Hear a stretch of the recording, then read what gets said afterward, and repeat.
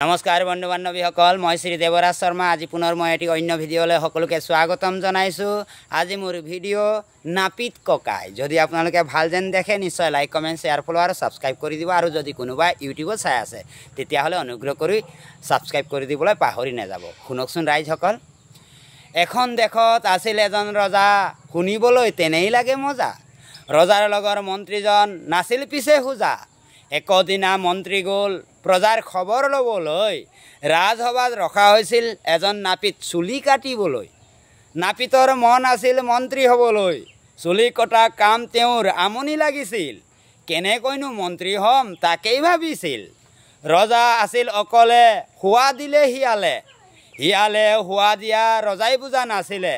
ৰাজসভাত মন্ত্ৰী নাই বুলি নাপিতকে মাতিলে। শুনাচোন নাপিত, হোৱা হোৱা কয়, কোনোবা কান্দিছেনে গাই আছে গীত?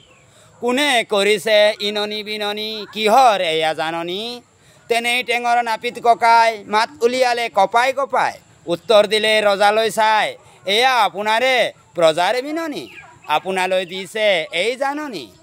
ৰজাই বোলে নহয় মোৰ সহ্য, এয়া কোনখন ৰাজ্য?